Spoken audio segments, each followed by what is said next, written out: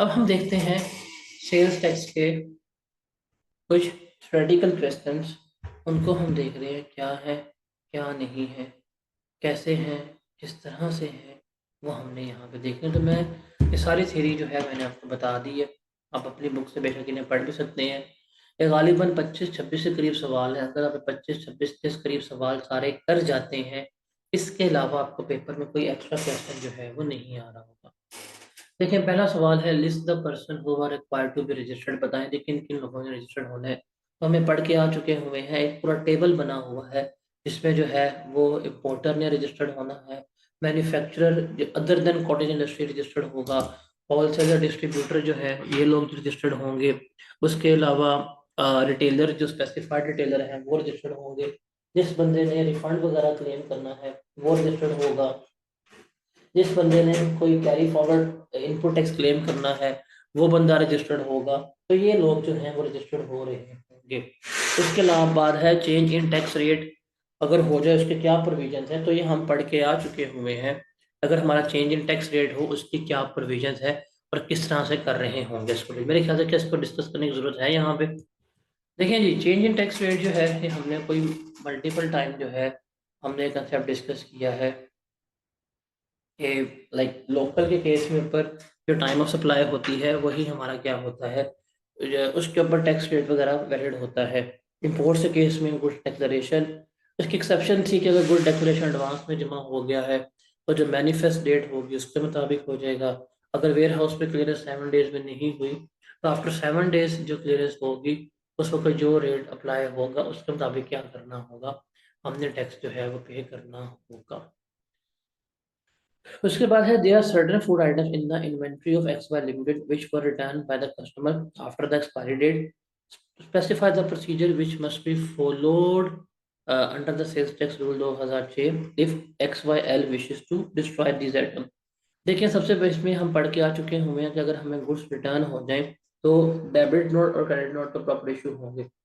अब चूंकि ये गुड्स जो हैं ये एक्सपायरी के बाद हुई हैं तो these goods are unfit for consumption.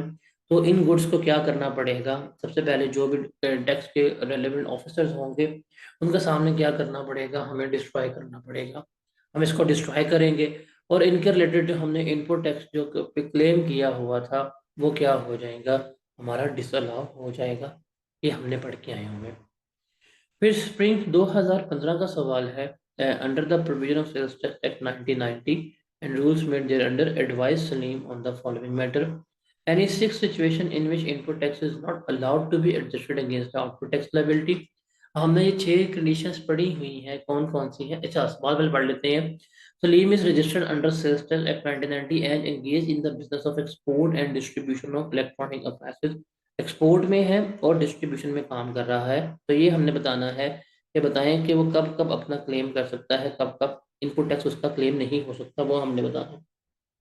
हमने देखा था फेक इनवॉइसेस के ऊपर इनपुट टैक्स जो है वो क्लेम नहीं हो सकता। अगर उसने गुड्स एंड सर्विसेज एक्वायर की हैं और उसने वो पर्सनल एक्वायर की हैं बीइंग एंड कंज्यूमर, मतलब टैक्सेबल गुड्स के लिए इस्तेमाल नहीं की, टैक्सेबल सप्लाईज मेड करने के लिए इस्तेमाल नहीं की, उसके ऊपर भी हम इनपुट टैक्स वगैरह जो है वो क्लेम नहीं कर सकते। उसके अलावा वो तमाम टैक्सेबल गुड्स एंड सर्विसेज जिसका टैक्स अभी तक डिपॉजिट नहीं हुआ ट्रेजरी में वो नहीं हो सकता। अगर डिस्क्रिपेंसी वगैरह इंडिकेट हो गई है वो नहीं हो सकता। अगर पेमेंट बैंकिंग के जरिए नहीं की गई, कैश में की गई है, वो भी नहीं हो सकता। तो ये 5 से 6 पॉइंट है जो हमने यहाँ पर लिखते हैं कि इन पॉइंट्स में इनपुट टैक्स जो है वो हमारा क्लेम नहीं हो सकता। उसके बाद है exporters which are outside the preview of zero rating. बताएं वो कौन सी एक्सपोर्ट्स हैं जो जीरो रेटिंग में फॉल नहीं करती। हमने कहा था goods held for export but not exported, उसके ऊपर नहीं होता। और उसके अलावा हमने पढ़ा था कि कोई भी ऐसे गुड्स जो आपने एक्सपोर्ट की हैं बट वो री इम्पोर्ट हो जाए उसके ऊपर भी नहीं होता। उसके अलावा गुड्स जो स्पेसिफाइड कर दी हैं कि इन कंट्रीज को आपने एक्सपोर्ट नहीं करनी, जिसमें ईरान, अफगानिस्तान, चाइना और अफगानिस्तान बाय लैंड रूट है, अगर हम इन्हें करेंगे तो इसके ऊपर इनपुट टैक्स वगैरह मतलब इसके ऊपर ये जीरो रेटिंग फॉल नहीं करेगी बल्कि नॉर्मल टैक्स ही चार्ज हो रहा होगा। उसके बाद है eligibility for a refund if input tax is paid in excess of output tax payable for a month. Remember, अगर रिफंड जो है रिफंड के लिए हमने पढ़ा है कि रिफंड सिर्फ और सिर्फ मिलेगा हमें एक अगेंस्ट एक्सपोर्ट। एक्सपोर्ट्स के अगेंस्ट जितना भी रिफंड वगैरह होगा, इनपुट टैक्स होगा, वो हमें रिफंड मिलता है। लेकिन अगर नॉर्मल सप्लाईज हैं और हमने इनपुट टैक्स ज़्यादा कर दिया है पे, तो वो हमारा कैरी फॉरवर्ड हो जाएगा, तो हम उसको अगले महीने में क्या करवा लेंगे, एडजस्ट करवा लेंगे, लेकिन ये हमें रिफंड वगैरह नहीं मिल रहा होता।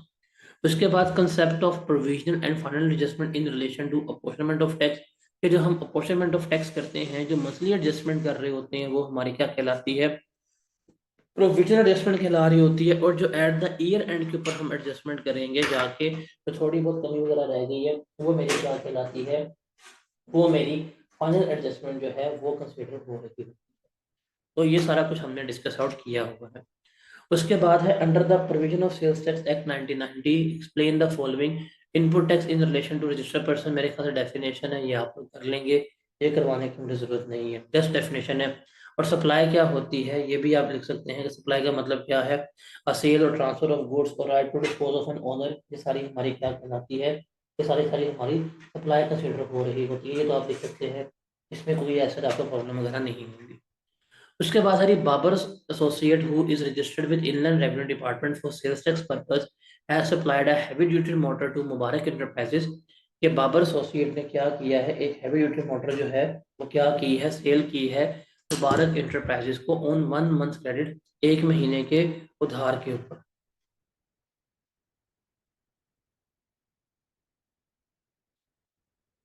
However, due to sharp decline in the market, in petroleum prices, the price of motor has reduced by 10% in the local market. कीमत जो है लोकल मार्केट में गिर गई। Upon request from Mubarak Enterprises, Babar Associate has finally agreed to reduce the price. Babar Associate ने क्या किया है, एग्री कर लिया है कि वो कीमत जो है वो क्या कर देगा, वो कम कर देगा। Okay. Upon request Mubarak enterprises, उसने जो कीमत जो है 8% से कम कर दी। In the view of sales tax describe the procedure which may be followed by both parties to give the above price effect change, ये हमने यहाँ पे देखना है। देखिए अब यहाँ पे ये डिस्काउंट की बात तो नहीं हो रही, यहाँ पे वैल्यू ऑफ सप्लाई में कमी की बात हो रही है, डिस्काउंट की बात नहीं हो रही, इसकी बात हो रही है, वैल्यू ऑफ सप्लाई में कमी की बात हो रही है।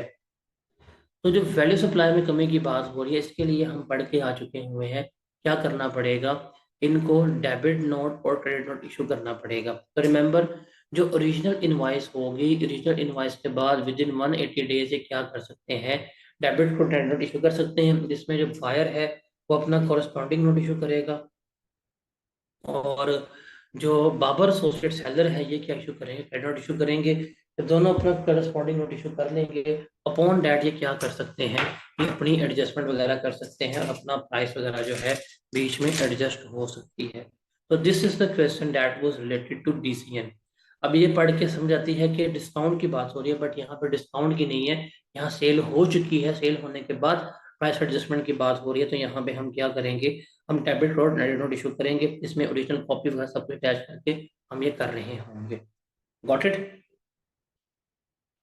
उसके बाद है हमारे पास सवाल, under the provision of sales tax act 1990 and rules made under briefly describe the following. How and under what circumstances the inland revenue department may recover the amount of sales tax from a person without issuing him a show cause notice, कि अगर showcase notice के बगैर हम कैसे बंदे से tax जो है रिकवर करवा सकते हैं।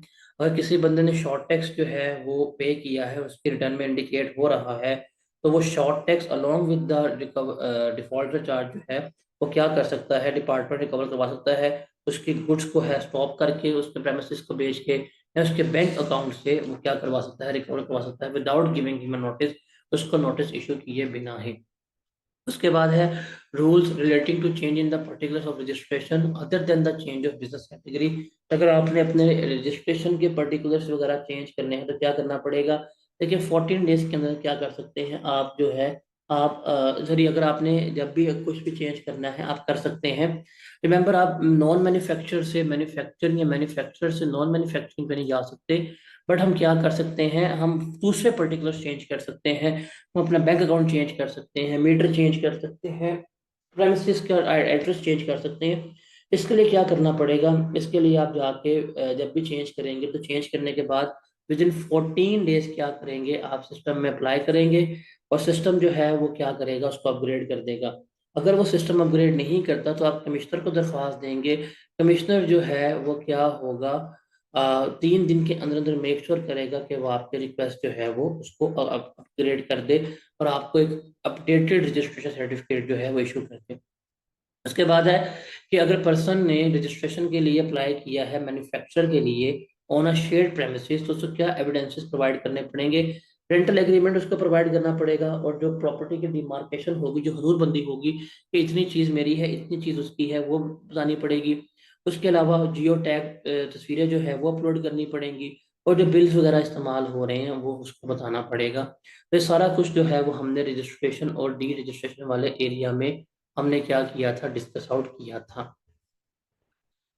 उसके बाद है जी under the sales tax act 1990 and rules made there under, briefly discuss the concept of residual input tax and how it differs from residual input tax credit। ये जब हम पढ़ रहे थे, जब हम ये रीड कर रहे थे, जब हमने उसमें कहीं मैंने बताया था कि रेजिडुअल इनपुट टैक्स का मतलब क्या होता है। ये वो कॉमन इनपुट टैक्स है जिसको हमने क्या करना है, अपोषण करना है। और रेजिडुअल इनपुट टैक्स क्रेडिट का मतलब क्या होता है कि जो अपोषण होने के बाद जिसको हमने क्लेम करना है वो मेरा क्या कहलाता है, रेजिडुअल इनपुट टैक्स क्रेडिट कहला रहा होता है। इसकी हमने तफसील से डिस्कशन की थी। उसके बाद है अगला सवाल 4 नंबर का ऑटम 16 में, under the provision of sales tax act 1990 enumerate any 4 feature distinguish the concept of zero rating from exempt supplies. Zero rating और एग्जाम सप्लाईज का हमने डिफरेंस बताना है। तो ये तो मेरे ख्याल से सबसे आसान चीज़ है। जीरो रेटिंग का मतलब क्या है कि ये वो सप्लाई है जिसके ऊपर टैक्स 0% के ऊपर चार्ज होगा। एग्जाम का मतलब क्या है, इसके ऊपर टैक्स हमारा चार्ज होता ही नहीं है। जीरो रेटिंग के लिए इनवाइस लाजमी है, उसके लिए इनवाइस लाजमी नहीं है, इस पर हमें रिफंड मिलेगा, उसके ऊपर इनपुट ऐसा कुछ नहीं होता। ये सिर्फ रजिस्टर बंदे क्लेम कर सकते हैं, उसके लिए रजिस्टर होना लाजमी नहीं है। तो ये हमने देखा हुआ है, इसको मेरे ख्याल से करने की जरूरत नहीं है। उसके बाद है identify the records which registered person making taxable supplies and exempt supplies is required to maintain at his business premises और registered office under the sales tax 1990। Content नहीं, बस रिकॉर्ड्स बताने हैं कौन कौन सा होना चाहिए। तो इसमें हम पढ़ा था रिकॉर्ड वाले चैप्टर में कि जो सप्लाईज की हैं उसका रिकॉर्ड होना चाहिए, जो परचेजेस की हैं उसका रिकॉर्ड होना चाहिए, जो गुड्स इंपोर्ट की हैं उसका रिकॉर्ड होना चाहिए, परचेज इनवॉइसेस होना चाहिए, डबल एंट्री टैक्स अकाउंट होना चाहिए। तो टैक्स इनवॉइसेस है, क्रेडिट नोट है, डेबिट नोट है, बैंक स्टेटमेंट है, बैंकिंग इंस्ट्रूमेंट है, लेबर बिल है, सैलरी है, यूटिलिटी बिल, रेंटल एग्रीमेंट है, सेल परचेज एग्रीमेंट है, लीज एग्रीमेंट है, गेट पासेस हैं, रिटर्न इनवर्ड रिटर्न आउटवर्ड के पासेस हैं, ट्रांसपोर्ट रिसीट्स हैं। ये सारे के सारे जो है वो क्या करने हैं, आपने अपने पास मेंटेन करने होते हैं और फॉर एटलीस्ट 6 ईयर्स तक आपने मेंटेन करने होते हैं। अगला सवाल देखते हैं स्प्रिंग 2017 का। कहता है जी under the provision of sales tax act 1990 and rules made there under identify the situation. हमने सिचुएशन आइडेंटिफाई करनी है in which a registered person is not allowed और claim to deduct input tax. अभी हमने ये डिस्कस किया है, वही सवाल जो है उसने दोबारा पूछा है, मैं अब इसको डिस्कस नहीं करूंगा यहाँ पे। पार्ट बी है रजिस्टर्ड पर्सन में be liable for D registration, कि एक बंदा कब डी रजिस्टर्ड हो सकता है। सिंपल हम पढ़ के आ चुके हुए हैं ये भी रजिस्ट्रेशन वाले एरिया में, कि जब अपना बिजनेस को बंद कर दें या उसके सप्लायर्स एग्जाम्प्ट हो जाए या वो कॉटेज इंडस्ट्री में फॉल कर ले या वो नॉन स्पेसिफाइड रिटेलर में फॉल कर जाए तो वो क्या हो जाएगा, डी रजिस्टर्ड हो सकता है। उसके बाद है on June 2016 Abid limited inadvertently issued a tax invoice with an incidence of sales tax amounting to rupees 25,000 as against the applicable tax of rupees 45,000। The error was deducted on 15 February 2017, that is after expiry of 180 days। Abid limited क्या कुछ इसका treatment कर सकता है कि नहीं कर सकता, हमने बताना है। अब देखिए इसमें हुआ क्या है, इसने टैक्स जो चार्ज किया है 45,000 रुपया, लेकिन इसका टैक्स बनता था कितना, 45,000 रुपया। इससे टैक्स कम किया, अब इसको अब याद आ रहा है 180 दिन के बाद, लेकिन इसका अगर इसको सही करेगा तो इसका टैक्स इंक्रीज हो जाएगा। हम पढ़ के आए थे कि अगर हमारा टैक्स इंक्रीज हो रहा हो तो 180 डेज की लिमिट जो है वो अप्लाई नहीं होती। तो ऑल दो 180 डेज लैप्स हो चुके हैं लेकिन इसका टैक्स इंक्रीज हो रहा है, तो अब क्या कर सकता है, ये डेबिट क्रेडिट नोट इशू करके इसको रिवाइज करवा सकता है। उसके बाद ऑटम 17 का सवाल है, Ari Zubair has recently been registered under sales tax act 1990। You are required to advise him on the following matter: type of export which are outside the purview of field rating, ये हमने अभी डिस्कस कर लिया है, इस पर डिस्कस नहीं करूंगा। Eligibility for a refund if input tax is paid in excess of output tax for a payable for a month, ये भी अभी हमने डिस्कस किया है। The condition required to be fulfilled for filing a revised return, अगर हमने revise return जो है वो जमा करवानी है उसकी कंडीशन क्या है, इसमें हमने पढ़ा था कि अगर कोई भी आपने रिटर्न वगैरह रिवाइज करनी है तो वो 120 दिन के अंदर अंदर हम क्या कर सकते हैं, रिवाइज करवा सकते हैं। हम कमिश्नर की अप्रूवल लेंगे, हम एक अप्रूवल लेने के बाद 120 डेज में हम क्या कर सकते हैं, उसको रिवाइज करवा सकते हैं। फिर concept of provisional adjustment and final adjustment अभी डिस्कस करके आए हैं कि मंथली एडजस्टमेंट प्रोविजन होती है, एट द एंड ऑफ हमारी क्या होती है, फाइनल एडजस्टमेंट होती है, and how to deal with the rate of change of tax during a tax year, ये भी हमने डिस्कस किया। तो सारे क्वेश्चन जो है अभी हमने डिस्कस किए हैं, तो ये अब रिपीट हुए हैं क्वेश्चन, तो मेरे ख्याल से ये आपको याद हो गए होंगे इसका जवाब क्या है और क्या नहीं है। उसके बाद स्प्रिंग 2018 के क्वेश्चन है हमारे पास। List the exception to the following general rule where the taxable supplier made to a person who has not obtained registration number, there shall be charged, debit and paid a further tax at a rate of 4% in addition of 18%, कि हम कितना charge करते हैं, हम further tax जो है वो charge कर रहे होते हैं। इसकी एक्सेप्शंस बतानी है, तो हमने पता है इसके एक्सेप्शन हम पढ़ के आ चुके हुए हैं कि इलेक्ट्रिकल एनर्जी जो डोमेस्टिक कंज्यूमर्स को या एग्रीकल्चर कंज्यूमर्स को सप्लाई की जाती है उसके ऊपर फर्दर टैक्स चार्ज नहीं होता, नेचुरल गैस पे नहीं होता, motor oil diesel oil kerosene पे चार्ज नहीं होता, जो एंड कंज्यूमर गुड्स सेल किए थे उसके ऊपर नहीं होता, थर्ड्स के जो आइटम्स के ऊपर नहीं होता, सेकंड हैंड क्लोथ्स के ऊपर नहीं होता, फर्टिलाइजर्स के ऊपर नहीं होता, गवर्नमेंट इंडस्ट्री को गवर्नमेंट डिपार्टमेंट्स को हम सप्लाई कर रहे होते तो उसके ऊपर हम फर्दर टैक्स चार्ज नहीं होता। ये भी हमने ये भी पढ़ा हुआ है, लिस्ट पूरी याद है हमें। उसके अलावा फिर गुड्स एक्सपोर्ट जो है वो 0% के ऊपर चार्ज होती है, इसके रूल्स की हमने एक्सेप्शन बतानी है। अब इसके एक्सेप्शन तो यही है कि कोई भी ऐसी एक्सपोर्ट जो भी हम ये आई गेस जब मैं चौथे दफा सवाल पढ़ रहा हूँ कि export goods held for export but not exported goods जो है लाइक वो आपने री इम्पोर्ट करने विद इन ईयर और एक्सपोर्ट टू स्पेसिफाइड कंट्री जिसमें ईरान पाकिस्तान चाइना आते हैं तो वो इसमें फॉर्म नहीं करते। We had to explain the term temporary registration, briefly discuss the right, obligation, and responsibilities of a person who have obtained temporary registration. तो temporary registration ये इसके बारे में भी हमने रजिस्ट्रेशन वाले एरिया में पढ़ा था और ये वाला सबसे इम्पोर्टेंट है बिकॉज ये टेम्परेरी रजिस्ट्रेशन कोई 3 से 4 दफा उसने पेपर में पूछा हुआ है कि टेम्परेरी तौर के ऊपर आप रजिस्टर्ड हो सकते हैं। कोई भी मैन्युफैक्चर वगैरह है, अगर उसने कोई प्लांट वगैरह इंपोर्ट करना है, कोई भी उसने रॉ मटेरियल वगैरह इंपोर्ट करना है और तो उसके लिए वो क्या कर सकता है, वो टेम्परेरी तौर के ऊपर रजिस्टर्ड हो सकता है, वो जाके अप्लाई करेगा। अप्लाई करने के बाद रिमेंबर 72 घंटों के अंदर अंदर से क्या कर दिया जाएगा, उसको रजिस्टर्ड करवा दिया जाएगा। तो उसकी जो रजिस्ट्रेशन ये अलाउ की जाएगी टेम्परेरी तौर के ऊपर 60 डेज के लिए, हम क्या करेंगे उसको ये रजिस्ट्रेशन अलाउ करेंगे।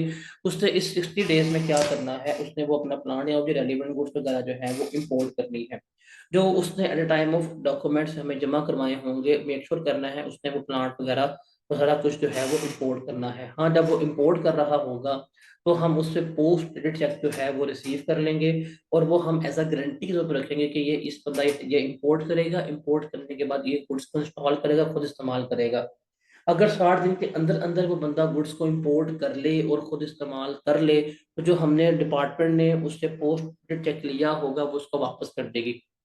लेकिन अगर उसने 60 दिन के अंदर गुड्स एक्सपोर्ट ना की या उसने गुड्स को खुद इंस्टॉल ना किया, मतलब इंपोर्ट करके बेच दिया, फिर जो उसने पोस्ट चेक जमा करवाया होगा वो क्या हो जाएगा, वो डिपार्टमेंट कैश करवा लेगा।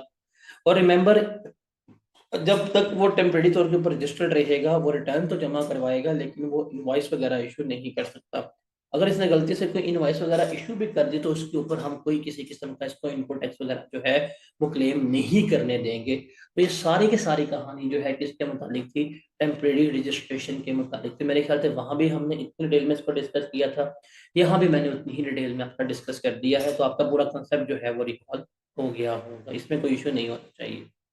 फिर ऑटम 2018 का सवाल है जी, under the sales tax act 1990 and rules made thereunder briefly discuss temporary registration and rights obligation responsibility of person holding temporary registration. इस सवाल का अगले ही अटेम्प्ट में उसने पूछ लिया, क्यों, because it was one of the first attempted question. फिर difference between rules applicable to exempt supplies and prorated supplies. अब ये उसने एग्जाम्प्ट और प्रोडेड का डिफरेंस पूछा है क्या, तो आपने यहाँ पे टेबल लिखने। फिर अगर कोई एक्सेस टैक्स कलेक्ट कर लिया है या कोई एडिशनल टैक्स कलेक्ट कर लिया, इसका क्या ट्रीटमेंट होगा। देखें, अगर आपने एक्सेस टैक्स कलेक्ट कर लिया और उसका इंश्योरेंस अभी पास नहीं हुआ कस्टमर को, तो वापस कर दें। अगर आपने कस्टमर को वापस नहीं किया फिर ये गवर्नमेंट को जमा करवा देंगे और जब गवर्नमेंट को जमा करवा देंगे फिर गवर्नमेंट जो है ये वापस नहीं कर रही होगी। तो ये भी हमने यहाँ पे पढ़ा हुआ है। where a commissioner of inland revenue having just decision is satisfied that a registered person has issued fake invoices, evaded tax or committed tax fraud, he may suspend the registration of such person without prior notice pending further inquiry. उसको पता है कि इसने दो नंबरी की है, fraud की है, फेक इन्वॉइस की है, वो क्या करेगा, वो चुपके से क्या करेगा, फौरी तौर के ऊपर सस्पेंड कर देगा. Under the Sales Tax Act 1919 rules made there under state any four bases of such satisfaction which allow the commissioner to suspend the registration as described above. इसके अलावा वो कब रजिस्ट्रेशन वगैरह जो है वो सस्पेंड कर सकता है वो हमने बताना है. तो देखें, अगर वो अपने रजिस्टर्ड एड्रेस पे अवेलेबल नहीं होता तब हो सकती है, अब नॉर्मल टैक्स पर फाइल है तब हो सकती है, मतलब टैक्स एडजस्टमेंट बहुत ज़्यादा है, कंटिन्यूस कैरी फॉरवर्ड है, रिटर्न इंक्रीज इन टर्नओवर है, वो रिटर्न कंसेक्टिवली फाइल उसने नहीं की तब हो सकती है, या उसने कोई डॉक्यूमेंट्स वगैरह कहा, उस पे एक्सेस मांगी, प्रेमिसेस पे उसने एक्सेस वगैरह नहीं दी, तो इन कंडीशंस पे क्या कर सकता है, वो आपकी रजिस्ट्रेशन जो है वो सस्पेंड कर सकता है. फिर सवाल है हमारे पास स्ट्रिंग 19 का, कहता है जी briefly discuss the situation under which of the following are required to be registered under sales tax act 1990 and rules made there under. बताने किन कंडीशन में इन लोगों का रजिस्टर्ड होना लाजमी है. कॉटेज इंडस्ट्री, सिंपल सी बात है, जो कॉटेज इंडस्ट्री की कंडीशन है जिसमें उसका टर्नओवर जो है 8 मिनट से अबव होना चाहिए, एम्प्लॉयज 10 ऊपर नहीं होने चाहिए, और इलेक्ट्रिसिटी कनेक्शन जो इंडस्ट्रियल नहीं होना चाहिए, ये सारी कंडीशन है. अगर कंडीशन फुलफिल हो तो वो कॉटेज इंडस्ट्री होती है, अगर वो कॉटेज इंडस्ट्री है तो वो एग्जाम्प्ट है. अगर इसमें कोई कंडीशन भी लैप्स हो जाए तो वो क्या होगी, वो रजिस्टर्ड होना पड़ेगा. और रिटेलर वो जो स्पेसिफाइड रिटेलर कैटेगरी में फॉल कर जाएंगे उन्हें क्या होना पड़ेगा, रजिस्टर्ड होना पड़ेगा. उसके बाद under the provision of sales tax act 1990 and rules made there under identify the circumstances in which a person may be liable for deregistration. अभी ये दो दफा मेरे ख्याल से डिस्कस कर चुके हुए हैं कि बंदा कब डी रजिस्टर्ड होता है, जब बिजनेस बंद हो जाए, गुड्स जो हैं वो एग्जाम्प्ट हो जाए. इसमें क्या होता है, इसमें हम उसको क्या कर रहे होते हैं, डी रजिस्टर्ड कर रहे होते हैं. तो ये हम उसको क्या कर रहे होते हैं, ये हमने सवाल अभी दोबारा डिस्कस कर लिया. उसके बाद है अगला सवाल है, advise the finance department about the sales tax implication of the above transaction on BPL first sales tax return. उसकी पहली सेल्स टैक्स रिटर्न के ऊपर हमने उसको एडवाइस करनी है. Bashir private limited one incorporated on 1 January 2019 and registered with sales tax return department on 1 February 2019, registered भी हो गई फरवरी में. BPL is in the process of submitting his first sales tax return for the month ended 28 फरवरी 2019. वो अपनी first return जमा करने जा रहे हैं. The finance department has identified the following transaction which took place before registration. जो registration से पहले क्या हुई हैं, टुक हुई हैं, इनकर हुई हैं. Good costing 5 million were purchased from a registered supplier. 80% of the good remained unsold on 1st and February 2019. The supplier trade at a rate of 18%. इसमें हम पढ़ के आ चुके हुए हैं, दैट इज कि अगर आपने रजिस्ट्रेशन से पहले स्टॉक लिया है तो उसके ऊपर आप इनपुट टैक्स क्लेम कर सकते हैं, बट फिजिकली वेरीफाइबल स्टॉक के ऊपर. तो 5 मिलियन का स्टॉक लिया था, 80% की गुड्स जो है आपके पास अभी भी मौजूद है, तो ये बनेगा हमारे पास 4 मिलियन. तो 4 मिलियन की गुड्स के अगेंस्ट जितना भी इनपुट टैक्स होगा वो आप क्लेम कर सकते हैं. फिर आपने एडवांस पेमेंट की है 25.5 मिलियन की, जो आपको 15 जनवरी को रिसीव हुई है for the supply of taxable goods to registered person, और गुड्स जो है वो फरवरी में डिलीवर हुई है. तो आपको एडवांस रिसीव हुआ था जनवरी में, एडवांस का तो ट्रीटमेंट नहीं होता. हाँ, आपकी गुड्स डिलीवर हुई है फरवरी में, तो फरवरी के महीने में आपकी सेल्स डिक्लेयर होगी. तो सेल्स डिक्लेयर हुई है तो 2.5 मिलियन के ऊपर 18% के इसका जो टैक्स होगा वो किसका पार्ट बन रहा होगा, आपके आउटपुट टैक्स का पार्ट जो है वो बन रहा होगा. इस तरह से हमने इसका आंसर लिखा था, 5 नंबर का था, but it was an easy question. मेरे ख्याल से इसमें कोई चीज मुश्किल वगैरह नहीं थी.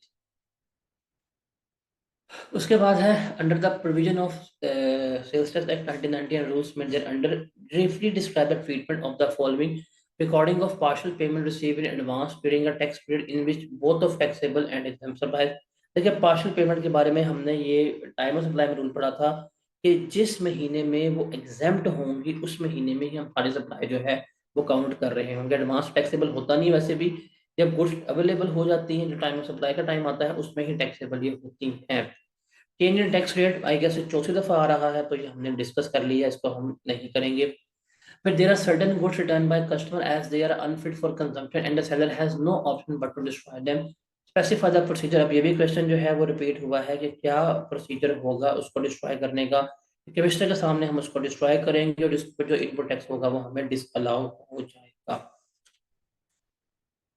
उसके बाद है जी, who is required to file the following sales tax return and also mention the due date of filing of this return. Monthly return कौन फाइल करेगा? रजिस्टर्ड पर्सन करेगा, इसकी ड्यू डेट जो है 15 होती है।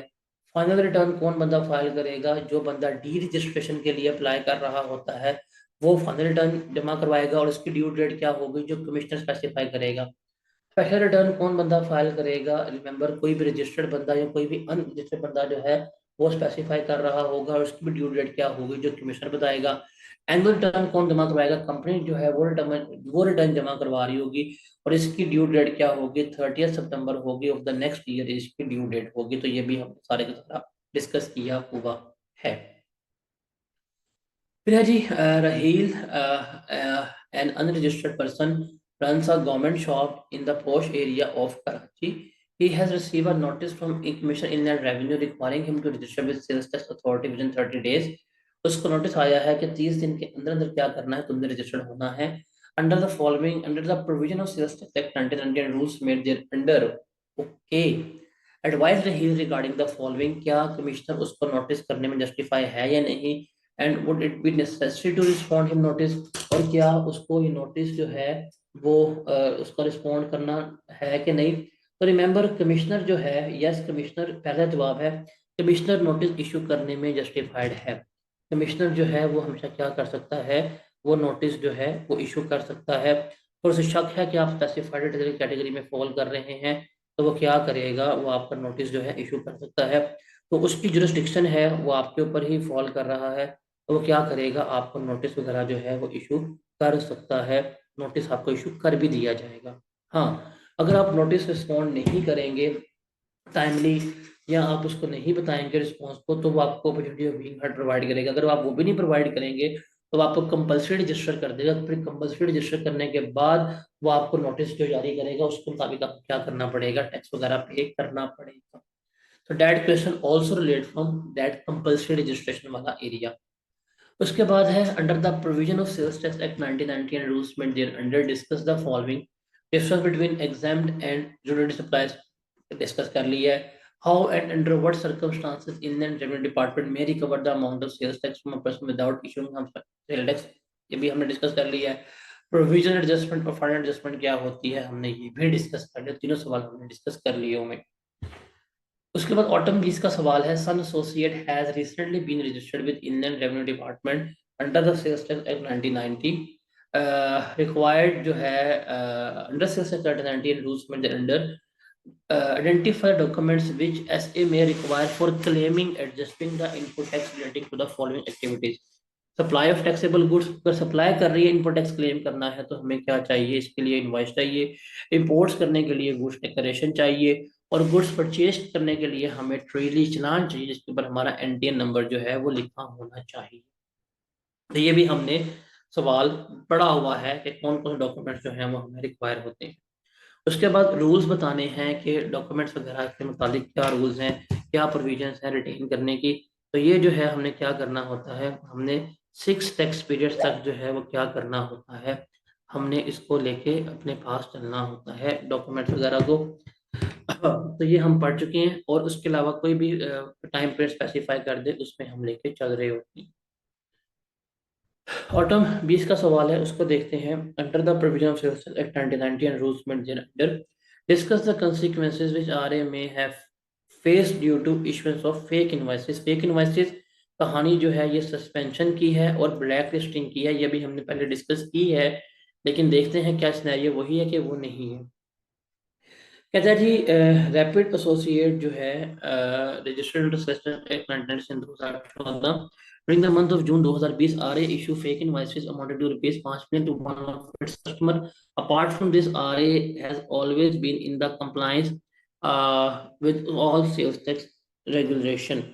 ओके, अब देखें, अब इसने क्या किया, एक फेक इनवॉइस जो है वो इशू कर दिया। अब इसके पास क्या है, कि कमिश्नर जो है वो क्या करेगा, इसकी रजिस्ट्रेशन जो है सस्पेंड कर देगा विदाउट नोटिस और क्या करेगा, कार्रवाई का आगाज कर देगा।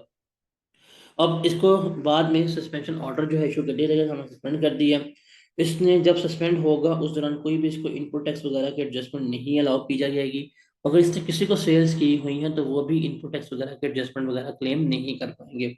उसके अलावा जब इसको ऑर्डर ऑफ सस्पेंशन दिया रहेगा 7 डेज के अंदर अंदर इसको शॉप कॉज नोटिस दिया रहेगा, इसको अपॉर्चुनिटी ऑफ हर्ड प्रोवाइड की जाएगी 15 डेज के अंदर आए, बताए, गलती माने और जो भी पेनल्टी वगैरह है पे कर दे। लेकिन अगर ये नोटिस वगैरह का रिस्पॉन्ड नहीं करेगा, गलती नहीं मानेगा, तो फिर क्या किया जाएगा, इसको ब्लैक लिस्ट कर दिया जाएगा। तो पूरा ये ब्लैक लिस्टिंग और सस्पेंशन वाला प्रोसीजर जो है वो हमने यहाँ पर क्या करना था, एक्सप्लेन करना था। उसके बाद है जी स्प्रिंग 2021 का सवाल है, in the light of provision of sales tax act 1990 and rules made thereunder briefly explain as the chargeability adjustment of sales tax in respect of each of the following independent matters। बताना है कि इनके पास sales tax लगेगा कि नहीं लगेगा। देखिए, free provision of taxable goods to the company CEO as part of his employment. आप सीईओ को गुड्स दे रहे हैं नॉन बिजनेस यूज के लिए, इसके ऊपर क्या होगा, सेल्स टैक्स तो है लाजमी चार्ज होगा। Free replacement of defective part under सॉल्वेंटी, डिफेक्टिव पार्ट पर सेल टैक्स चार्ज नहीं होता। Payment of machine fuel one of the director using his own credit card, the machine is used to manufacture taxable goods. उसने अपनी personal payments की हैं, उसने personal account से पेमेंट कर दी है, इसके अगेंस्ट कोई भी इनपुट टैक्स जो है वो क्लेम नहीं हो सकता। फिर टैक्सेबल गुड्स जो है उसने बेची हैं इंस्टॉलमेंट के ऊपर जिसमें मार्कअप शामिल है, तो हम मार्कअप एक्सक्लूड कर देंगे, मार्कअप के ऊपर सेल्स टैक्स जो है वो शामिल नहीं होता, टैक्स शामिल नहीं आता। फिर एडवांस पेमेंट उसको मिली है टैक्सेबल गुड्स की जो उसने अगले महीने देनी है, तो एडवांस टैक्सेबल नहीं होता, जब अगले महीने गुड्स डिलीवर की जाएंगे तभी वो टैक्सेबल होगा। लोकल सप्लाईज की हैं गुड्स की बाय कॉटेज इंडस्ट्री एग्जाम्प्ट होती है, उसके ऊपर सेल्स टैक्स चार्ज नहीं होता, करती है। मटेरियल परचेज किया है कंस्ट्रक्शन ऑफिस बिल्डिंग के लिए, इसके ऊपर भी आप इनपुट टैक्स क्लेम नहीं कर सकते। इलेक्ट्रॉनिक कैश रजिस्टर लिया है, हाँ इलेक्ट्रॉनिक कैश रजिस्टर जो है इसके ऊपर इनपुट टैक्स वगैरह हम क्लेम कर सकते हैं। उसके बाद है जी under the sales tax act 1990 and rules made thereunder briefly describe employee sales tax registration, also state rights, obligation and responsibilities of a person holding employee registration। we have discussed this I guess 3 to 4 times, इसको आप देख लीजिएगा। ऑटोमेटिक्स का जी under the provision of sales tax act 1990 and rules made thereunder briefly discuss the following. बताएं जी इसके बारे में क्या है और क्या नहीं है। How and under what circumstances inland revenue may recover the amount of sales tax. अब ये गाइस 5वीं दफा सवाल रिपीट हो रहा है, ये इंपॉर्टेंट क्वेश्चन है, किस तरह से वो हम उसको क्लेम कर सकते हैं। अभी हम पढ़ के आए हैं कि बैंक अकाउंट वगैरह अटैच करवा के गुड्स को स्टॉप करवा कर वो क्लेम कर सकता है। एक्स्ट्रा टैक्स क्या होता है और पैक्टर टैक्स क्या होता है। ये एक्स्ट्रा टैक्स बेसिकली क्या होता है, जो मोर देन 18% चार्ज हो रहा होता है वो हमारा एक्स्ट्रा टैक्स है, जिसका हम चार्ज कर रहे होते हैं नॉन स्पेसिफाइड रिटेलर को, वो एक्स्ट्रा टैक्स होता है 5% और 7.5%। और कैपेसिटी टैक्स क्या होता है, जो हम आपकी प्रोडक्शन कैपेसिटी के ऊपर चार्ज कर रहे होते हैं fix amount irrespective of your sales वगैरह, वो हमारा क्या कहलाता है, वो हमारा कैपेसिटी टैक्स कहला रहा होता है। उसके बाद है जी in the light of sales tax act 1990 and rules made thereunder, advise how Fahad can rectify this error after expiry of 180 days। okay, 4 फरवरी 2021 को it was revealed to Fahad that he inadvertently reported an output sales tax of rupees 27,000 in a tax invoice on 2020 और 72,000 था actual में। तो simple सी बात है, हमें पता है कि इसने टैक्स कितना क्लेम शो किया, 27,000, एक्चुअल में टैक्स कितना था, 72,000 था। इसको याद आया, अब ये ठीक करना चाहता है। सेल्स टैक्स अगर इंक्रीज हो रहा है तो रिमेंबर 180 डेज का रूल जो है वो अप्लाई नहीं होता। ये क्या कर सकता है, ये इसको क्लेम कर सकता है, इसको ये एडजस्टमेंट वगैरह जो है अलाउ हो जाएगी, ये डेबिट नोट इशू करेगा और इसके अकॉर्डिंगली जो है ये एडजस्टमेंट वगैरह कर सकता है। ये जो क्वेश्चन है ये वाला, ये आई गेस हमने जब वैल्यू सप्लाई कर रहे थे उसमें भी हमने ये डिस्कस किया था, बट हम इससे फिर डिस्कस कर लेते हैं। स्प्रिंग 2022 का सवाल है, in the light of provision of sales tax act 1990 rules made thereunder state the value supply. हमने वैल्यू बतानी है कितनी होगी chargeable tax for the month of February 2022 and also state the reason for your treatment. हमने reason भी बतानी है। Taxable goods है 8 लाख की, were sold one of it the dealer, the amount of net of 20% trade discount which was in accordance with the market norms, the discounted price was not shown in the tax invoice। हमने पता है अगर हमने input tax claim करना है तो हमें क्या करना पड़ेगा, इनवॉइस के ऊपर अमाउंट मेंशन करनी पड़ेगी। नहीं किया तो डिस्काउंट क्या हो जाएगा, डिसअलाउ हो जाएगा। अभी 8 लाख जो है वो डिस्काउंट के बाद थी। इसका मतलब जिसको शो कर रहा है 80%, उसको हम 0.8 पे डिवाइड करेंगे।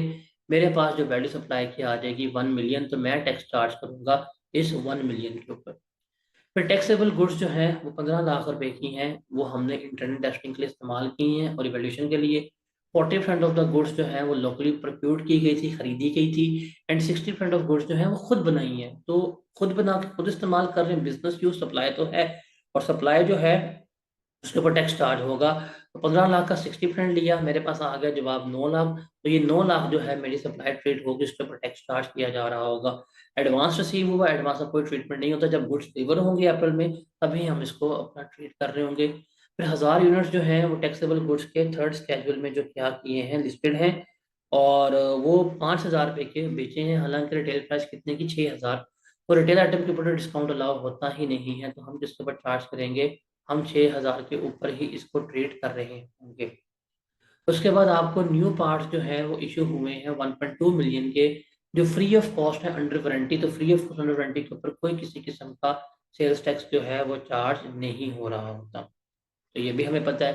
फिर आपने 4 लाख की गुड्स सोल्ड की हैं क्रेडिट टर्म्स के ऊपर, 20% डिस्काउंट, 30 दिनों में पेमेंट अगर करोगे हम आपको मजीद डिस्काउंट दे देंगे। कस्टमर ने अमाउंट जो है वो पे कर दी 10 दिनों के अंदर और उसने डिस्काउंट अवेल कर दिया। अब ये है कैश सेटलमेंट डिस्काउंट या early settlement discount. Remember, early settlement discount का टैक्स में कोई ट्रीटमेंट वगैरह नहीं होता। ये 4 लाख है, ये 4 लाख ही हमारी क्या कंसिडर होगी, वैल्यू सप्लाई कंसिडर हो रही होगी। That was question which was related to value supply. फिर स्प्रिंग 2022 का ही सवाल है, that is under the sales tax act 2000, under the sales tax rule 2006, specify the document which must be issued by SL on return of goods to TPL. Also state the particulars that should be mentioned on the document to be issued. Then document कौन से हैं और particulars कौन से हैं? Under the sales tax act, content and rules made thereunder discuss the chargeability of sales tax in the case of retailer. कि retailer की जो सेल्स टैक्स की जो है वो हमें क्या करनी, चार्जेबिलिटी बतानी है। तो सिंपल सी बात है, अगर रजिस्टर्ड रिटेलर है जिसे हम टीयर 1 रिटेलर कहते हैं, तो वो प्रॉपर तो इनपुट आउटपुट टैक्स जो है वो मेंटेन करेगा, अपना पे करेगा। लेकिन जो नॉन स्पेसिफाइड रिटेलर है, अगर उसका बिल जो है वो 20,000 के 15,000 के तक है, तो 5% अगर उससे ऊपर है, तो 20,000 से ऊपर है, तो फिर क्या करना पड़ेगा, उसको 7.5% टैक्स पे करना पड़ेगा। तो ये रूल आएगा। फिर Shahji limited purchase cosmetic product from Taji limited in the month of October 2021। SL receive a consignment of 5,000 units from TPL. On delivery SL found that 50% of the items were expired and started to return them. Both SL and TPL are registered under Sales Tax Act 1990 and file sales tax return on regular basis. तो ये debit note और credit note issue हो गया। Buyer जो है वो issue करेगा debit note, और सेलर जो है वो इशू करेगा हमारा क्रेडिट नोट इशू कर रहा होगा। उसके ऊपर क्या लिखा होगा, जो टोटल नेम रजिस्ट्रेशन नंबर है एसएल का वो लिखा होगा, name and registration number of TPL वो लिखा होगा, number and date of original invoice mention होगी, रीजन क्या है कि ये एक्सपोर्ट एक्सपायर हो गई है, वो ऑथराइज बंदे की सिग्नेचर और सील्स होंगी, वो सारा कुछ हमने क्या करना है यहाँ पर बताना है। तो डेबिट एंड क्रेडिट नोट के उसने पर्टिकुलर्स जो हैं वो यहाँ पर पूछे हैं। फिर ऑटम 2022 का सवाल है, under the provision sales tax act 1990 rules made then under explain whether the following person are required to be registered with the inland revenue department. के इन लोगों का रजिस्टर्ड होना लाजमी है। A manufacture of taxable supplies located in the residential area of Korangi Karachi. ये एक manufacture है जो रेजिडेंशियल एरिया में है। अब अजम्पशन ये है कि रेजिडेंशियल एरिया में है तो ये फॉल करेगा किसमें, कॉटेज इंडस्ट्री में। अगर कॉटेज इंडस्ट्री में फॉल कर रहा है तो ये एग्जाम्प्ट होगा, इसको रजिस्टर्ड होने की जरूरत नहीं है। रिटेलर जिसका एनुअल टर्नओवर जो है वो 20 मिलियन से ज़्यादा है। अब ये अगर टीयर 1 में फॉल कर रहा है तो इसको रजिस्टर्ड होना पड़ेगा। 20 मिलियन टर्नओवर, जाहिर बात है इतना बड़ा रिटेलर टीयर 1 का ही होगा तो रजिस्टर्ड होगा, अगर टीयर 1 में नहीं है तो ये रजिस्टर्ड नहीं होगा। डिस्ट्रीब्यूटर ऑफ एग्जाम सप्लाईज, जब उसने डेली एग्जाम में करना है, उसको इनपुट टैक्स तो मिलना ही नहीं है, तो इसको रजिस्टर्ड होने की जरूरत नहीं है। एक्सपोर्टर ऑफ टैक्सेबल गुड्स, यहाँ एक्सपोर्टर है, इसको जो है वो क्या करना पड़ेगा, रिफंड क्लेम करना पड़ेगा। इसके लिए से क्या है, रजिस्टर्ड होने की जरूरत है। उसके बाद goods export shall be charge to the 0%, ये हमारा रूल है। What are the exception to this rule, इस रूल की एक्सेप्शन क्या है वो हमने बतानी है। यस, ये वही है कि goods held for export not exported re imported export to China, Iran, Afghanistan, वो इसमें आ रहा होता है। तो ये ऑटम 2022 का सवाल है। फिर स्प्रिंग 2023 का सवाल, दो सवाल आए थे, पार्ट ए और पार्ट बी। पहले पार्ट बी करता हूँ, आसान लग रहा है मुझे। In the light of sales tax act 1990 and rules made thereafter, identify the situation under which the Inland Revenue Department may recover the amount of sales tax from a person without issuing him a shockers notice. Also state the procedure for recovery of sales tax amount। क्या अब ये discuss करने की जरूरत है यहाँ पे? मेरे ख्याल से ये कोई 5 से 6 दफा यही सवाल जो है इन्हीं वर्ड्स पर हम डिस्कस कर चुके हुए हैं कि अगर किसी रजिस्टर्ड पर्सन ने सेल्स टैक्स कम पे किया है, उसकी रिटर्न में इंडिकेट हो रहा है, तो शॉर्ट टैक्स और डिफॉल्ट सरचार्ज वो बंदे से क्या करवा सकता है, रिकवर करवा सकता है। उसको शॉकर्स नोटिस दिए बगैर क्या करेगा, उसकी गुड्स जो है वो क्या कर देगा, रिकवर करवा लेगा, और उसके गुड्स स्टॉक करवा लेगा, या बैंक अकाउंट वगैरह अटैच करवा के वो क्या करेगा, उसके टैक्स रिकवर करवा लेगा। फिर following are the independent transaction carried out by enterprises, requirement है in the light of provision of sales tax act 1990 and rules made there under, identify and discuss time, time of supply जो है बतानी है कौन सी होगी above transaction की। In November 2022 an agreement for the acquisition of machine on hire purchase was signed। Hire purchase का है, आंखें बंद करके कह सकता हूँ कि जो डेट ऑफ एग्रीमेंट होगा वही मेरी टाइम ऑफ सप्लाई होगी, बट पढ़ लेते हैं। नवंबर में एग्रीमेंट हुआ है। इन दिसंबर 2022 the machine was acquired under this agreement against 25% down payment. Machine जो है उसने एक्वायर कर ली है 25% डाउन पेमेंट के साथ। कितनी? 30 दिन की। रिमेनिंग बैलेंस जो है उसने पे करना है। तो जितनी मर्जी कहानी बताए, जब कहानी हाई परचेज की आ गई है तो डेट ऑफ एग्रीमेंट है वो नवंबर है, इसी पे हम क्या करेंगे, अपनी सप्लाई उसको रिकॉर्ड कर रहे होंगे। फिर एडवांस पे हुआ 2022 में 12 मिलियन का, और डिलीवरी गुड्स हुई है मार्च में। तो जब गुड्स डिलीवर और अवेलेबल वही लेते हैं तो वो मार्च है, तो मार्च 2023 हमारा टाइम ऑफ सप्लाई होगा। फिर जी machine of 38 million was purchase in July 2022 but it was put into use November 2022। हमने जुलाई में ले ली, इनवॉइस हमारे पास आ गई, इस्तेमाल बाद में किया है, बट वो हमारी गलती नहीं है। तो जुलाई ही हमारी क्या होगी, टाइम ऑफ सप्लाई कंसीडर हो रही होगी। Goods of rupees 7 million were sold in September 2022, but due to limited storage capacity at buyer premises, the goods were delivered in 2023। बेच दी है, अवेलेबल थी, डिलीवर लेट हुई है, तो ठीक है अर्लियर इवेंट लेंगे ना। तो अर्लियर जो है हमारे पास सितंबर आ रहा है, तो सितंबर 2022 की मेरे पास क्या होगी, टाइप ऑफ सप्लाई जो है वो कंसिडर हो रही होगी। ओके। फिर ऑटम 2023 का सवाल है। Surprise, under the provision of sales tax act 1990 and rules meant under list different types of returns along with the due dates for filing of such return। एक हमारे पास होती है जी मंथली रिटर्न। मंथली रिटर्न जो है उसकी due date होती है 15th of each month. फिर होती है हमारे पास एनुअल रिटर्न, इसकी ड्यू डेट होती है 30th September of next year. उसके बाद फिर हमारे पास होती है स्पेशल रिटर्न, ये जो भी कमिश्नर ड्यू डेट स्पेसिफाई कर दे वो। एक होती है हमारे पास फाइनल रिटर्न, इसकी भी जो ड्यू डेट कमिश्नर स्पेसिफाई कर दे उसके मुताबिक ये फाइल हो रही होती है। उसके बाद Sarfraz is a sole proprietor under the provision of sales tax act 1990 discuss whether which of the following individual entities is an associate of Sarfraz. ये बताएं जी, सरफराज एक सोल प्रोपराइटर है, मालिक से कारोबार कर रहा है, बताएं कौन कौन से जो है उसके एसोसिएट कंसिडर हो रहे होंगे। Jahanzeb, he has been working as an accountant for the past 25 years and has been responsible for filing the tax return of both Rafraz and his business। हम पढ़ के आ चुके हुए हैं कि जो आपके एम्प्लॉयज होते हैं वो कभी भी आपके एसोसिएट नहीं होते, तो ये आपका एसोसिएट नहीं आएगा, ये एक्सेप्शन होगी, तो ये एसोसिएट नहीं है हमारा। फिर फलाह लिमिटेड जो है सरफराज वो 20% शेयर ओन कर रहा है फलाह लिमिटेड के, और उसकी अम्मी जो है वो 30% शेयर जो है वो क्या कर रही है, ओन कर रही है। तो ये और इसके रिलेटिव मिलकर कंपनी के 50% शेयर ओन कर रहे हैं। हमने ये एसोसिएट के डेफिनेशन में पढ़े हैं कि अगर आप 50% शेयर ओन करते हैं तो आप क्या होंगे, एसोसिएट कंसिडर होंगे। तो ये फलाह लिमिटेड और सरफराज जो है आपस में क्या है, एसोसिएट कंसिडर हो रहे हैं। उसके बाद Sara, she is the adopted daughter of Sarfraz by Fatima. Sara वो adopted by Fatima before her marriage to Sarfraz. Adopted child of a spouse भी क्या होता है आपका, ही ट्रीट होता है, तो ये भी आप आपस में क्या है, एसोसिएट है। फिर उम्मीद ट्रस्ट, जहां पे ट्रस्ट आ गया, ट्रस्टी तो आंखें बंद करके क्या होते हैं हमारे एसोसिएट कंसिडर हो रहे होते हैं। Sarfraz is one of the trustee of UT. जो सरफराज जो है वो यूटी का ट्रस्टी है। ट्रस्ट वॉज एस्टेब्लिश है to oversee the operation of an orphanage, but beneficiary तो वही है, ट्रस्टी तो वही है।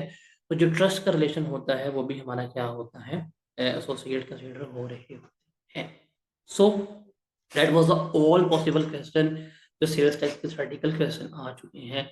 आपके सामने वही चीज़ें हैं जो रिपीट हो रही हैं, वो 27 रूल से कुछ चीज़ें बाहर नहीं गई, और रजिस्ट्रेशन डी रजिस्ट्रेशन से भी वही रूल्स हैं। तो अगर आप ये सारे क्वेश्चंस कर लेते हैं, इनको अच्छी तरह डिस्कस कर लेते हैं, देख लेते हैं, तो आई गेस मेरे ख्याल से कभी भी आप अपने मार्क्स वगैरह जो हैं लूज नहीं कर सकते।